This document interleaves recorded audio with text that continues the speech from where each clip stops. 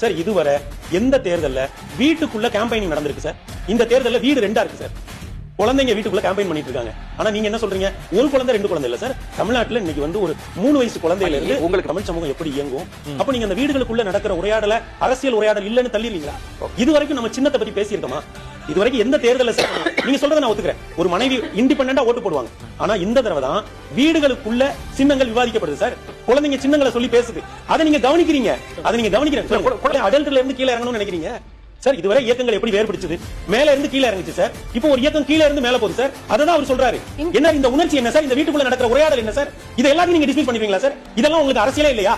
இதுக்கு முன்னாடி இப்படி குழந்தைகள் பேசாததுனால இது அரசியல் இல்ல. இதற்கு முன்னால இப்படி குழந்தைங்க கொடியை தூக்கிட்டு போகாதனால இது அரசியல் இல்ல. பெருமாள் பேட்டர்ன் சொன்னேன் சார். இந்த ஓட்டு சார் நான் எல்லாமே நீங்க சொல்றேன். இவர் எல்லா கன்வென்ஷனல் மெத்தடையும் உடைச்சிட்டு போறாரு. நீங்க திரும்ப உங்க கன்வென்ஷனல் மெத்தட வச்சு அளக்கிறீங்க. பெருமாள் மணி நீங்க ப்ரோ விஜய் அலை இருக்கு சார். ஒரு அலை இருக்கு சார். அந்த அலை எங்க இருக்குன்னு நான் மெஷர் பண்ண சொல்றேன் சார். ஒரு தொகுதியில வாக்குக்கு 10,000 ரூபாய் கொடுக்க ரெடி ஆகறாங்க.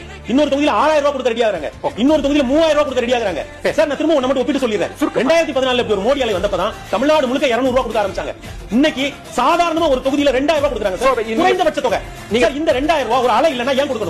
ஏன் சில பேர் 6,000 ரூபாய் கொடுக்கணும்னு நினைக்கணும்? ஏன் 10,000 ரூபாய் கொடுக்கணும்? பேசலாம். நீங்க ஒரு நுணுக்கமான இடத்துக்கு